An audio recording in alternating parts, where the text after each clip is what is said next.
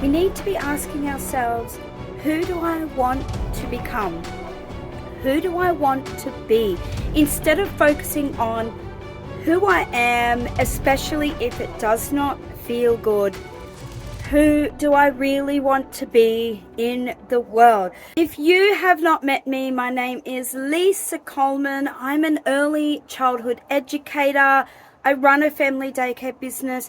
I've homeschooled my children into their teenage and adult years. I love to learn and experience these spiritual universal concepts and bring them into a tangible way, a hands-on, materialistic way to parent our children better. I'm not saying that you are all bad parents and we all make mistakes, including myself, but I have a passion to continue learning and creating the best possible relationships that I can with my children. And that means that I have had to face the challenges. I've had to face my own suffering. I've had to have been willing to question myself, my beliefs, and my identity. Today I'm going to talk about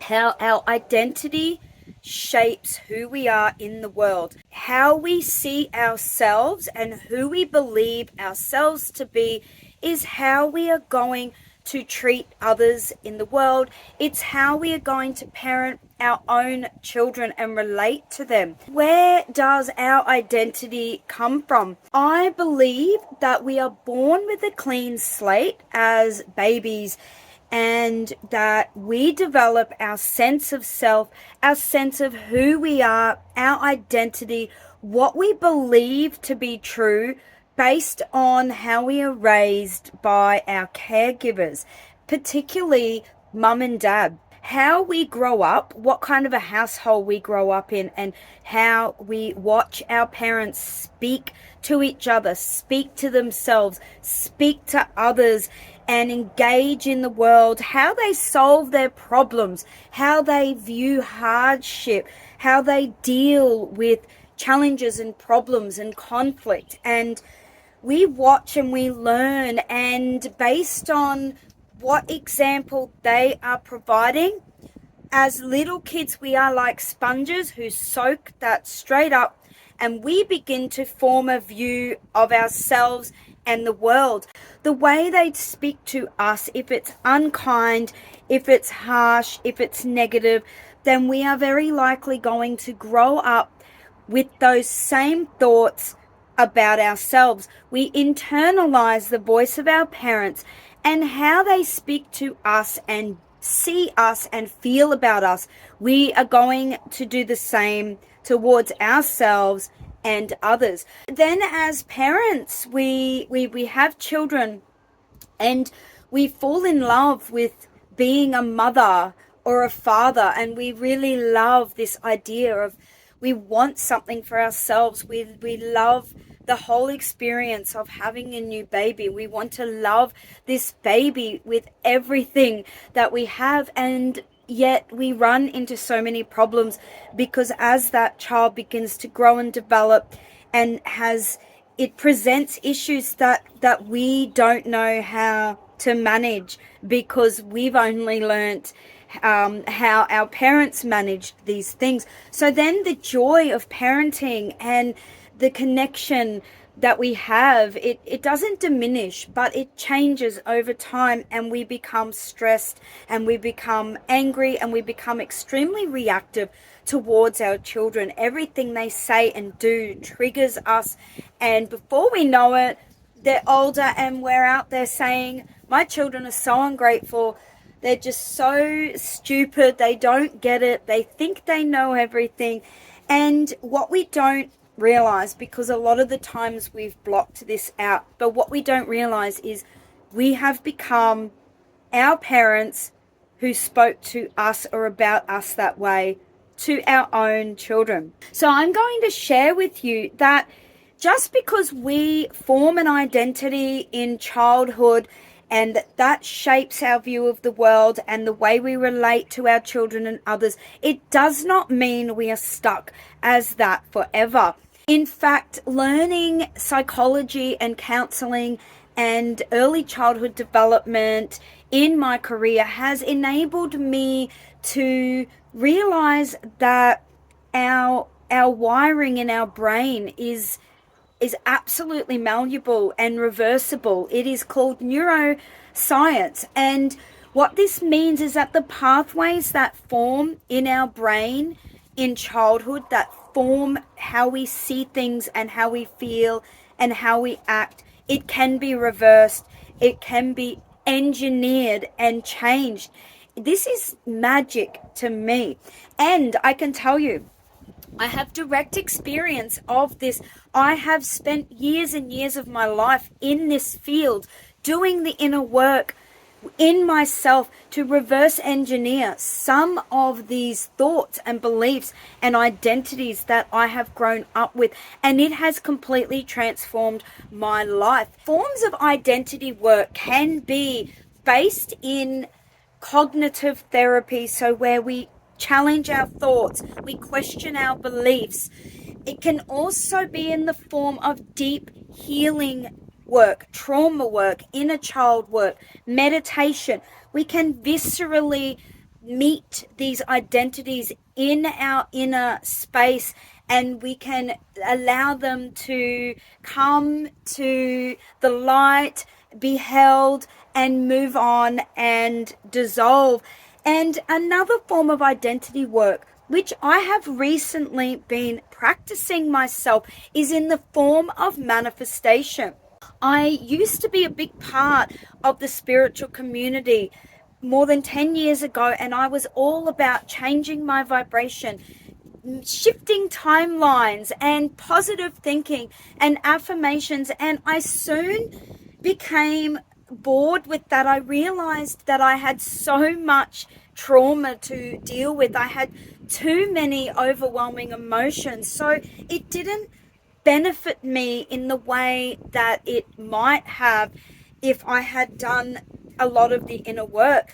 More than a decade later, I have come back around to visiting this practice in myself.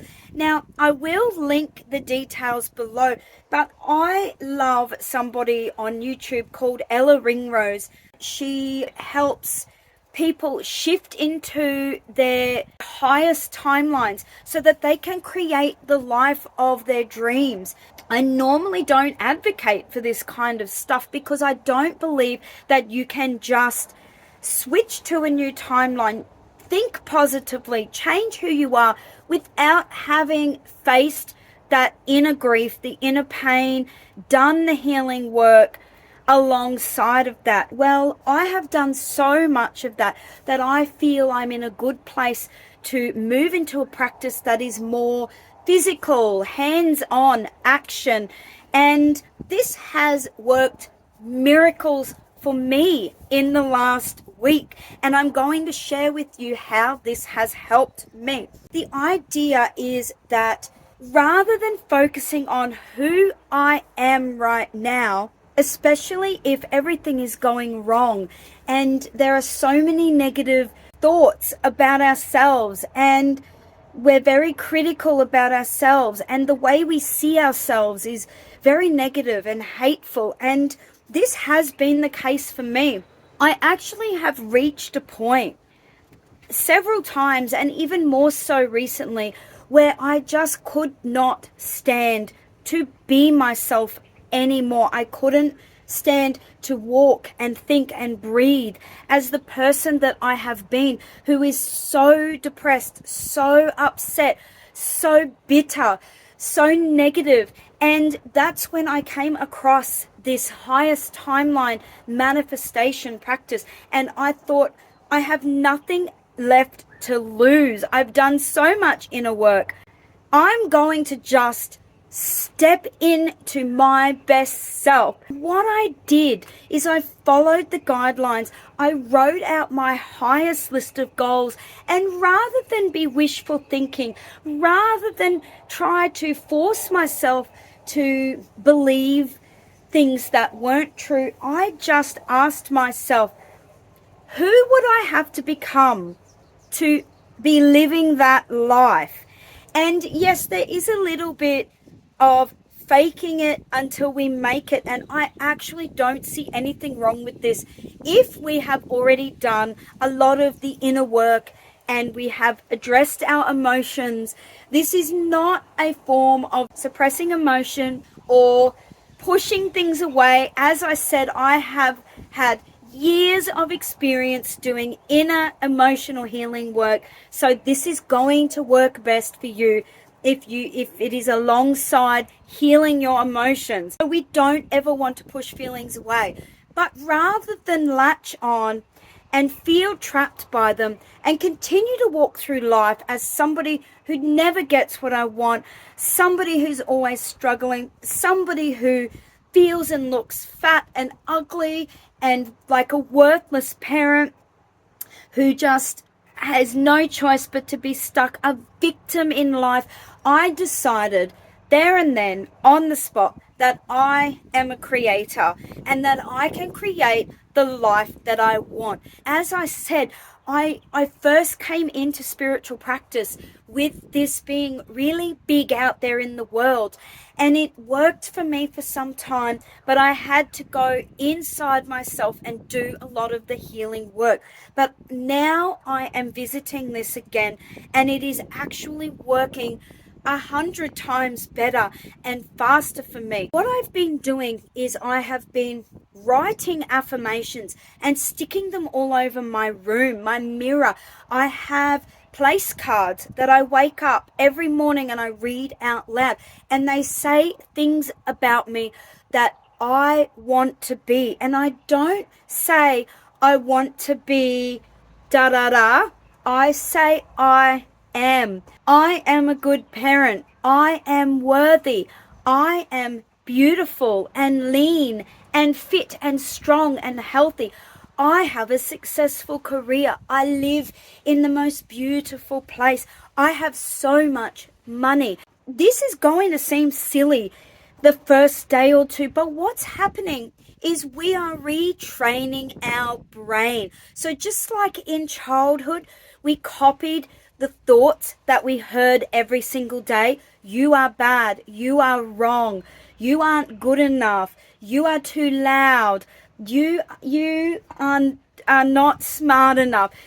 We heard this so many times that they formed a belief about ourselves. Well, now we are doing this all over again. We are now feeding our brain different thoughts, different images, different realities until our being becomes that. Because what happens is our reality and the people in our reality, our circumstances, they don't react to what we wish for. They react to who we are being in the world. Our being is energetic. It gives off a vibration, energy. Everything is energy. And whatever energy we are in the moment is going to attract the same matching energy.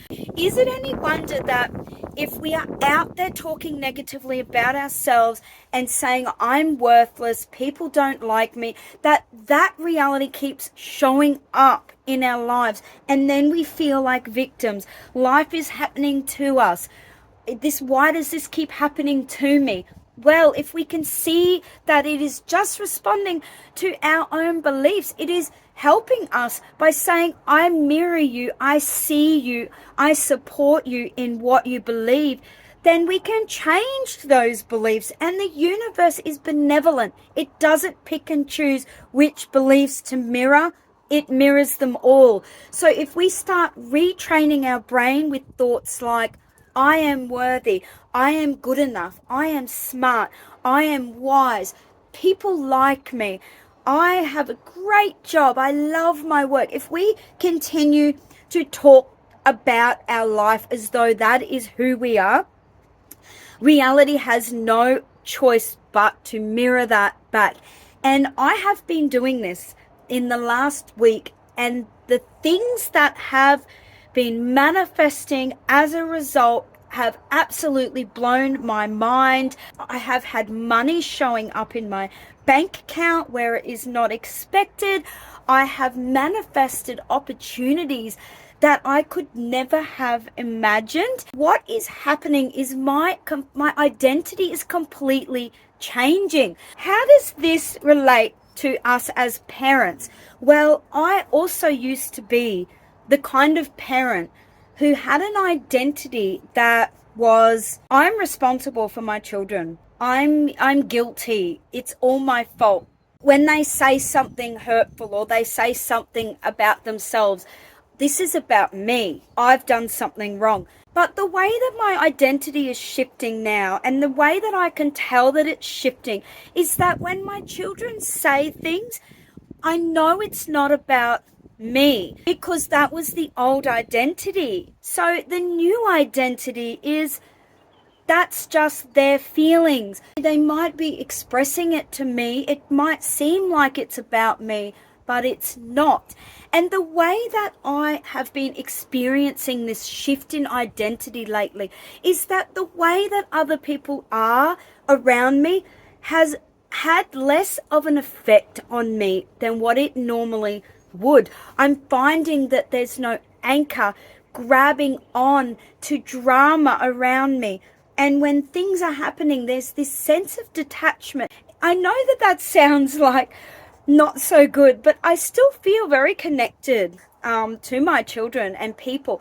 But my energy now grabs onto things that are big and exciting and that resonate with me, and things that don't, things that feel of a lower vibration. And I'm not talking as though people are better than other people. I'm talking about everybody has a different vibration, and every thought and word and situation has a certain vibration. And I just don't feel as connected to those lower vibrations that I once used to. In this space, as this new identity, my kids can throw a tantrum. They can say what they like, because the only way I can react is if I have an identity that identifies with that being about me. And one way of doing this identity work too is to ask, why do I feel like that's about me? My child has said something that seems like it's about me.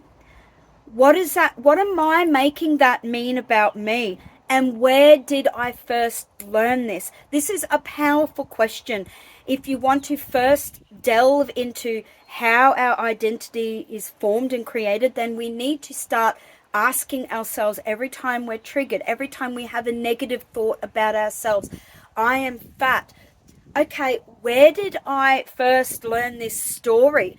And who did I learn it from? And that's just it. It is a story, and stories can be rewritten. They can be edited. They can have a second edition so that we can rewrite a whole new story for ourselves and for our lives.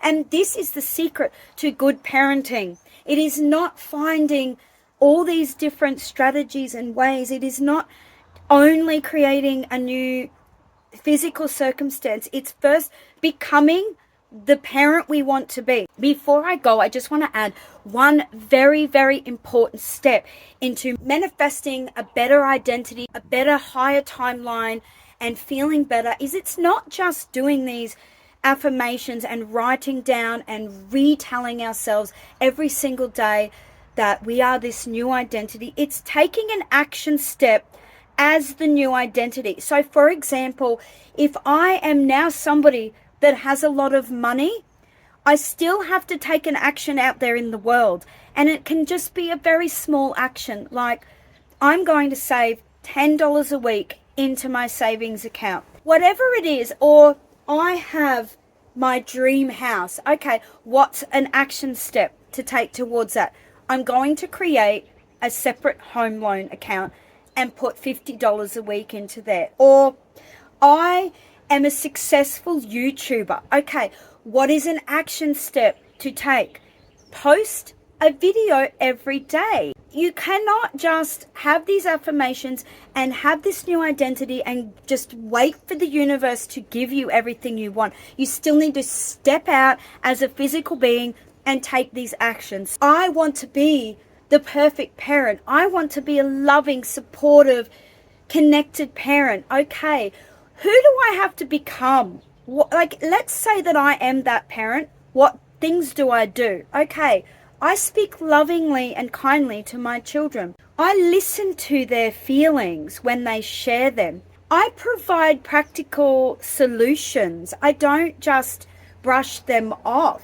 I make time every day, even just 5 minutes, to be with them. So if you are that kind of person, then you go one step further. What is one small action I can take and stick to every single day that's realistic? Okay, I'm going to read for 5 minutes every night at bedtime to my child and give them quality attention and lots of cuddles. That is an example of having to actually physically take an action step. And yeah, I urge you to give this a try. If you are struggling as a parent to be the parent you want to be, it is not your fault.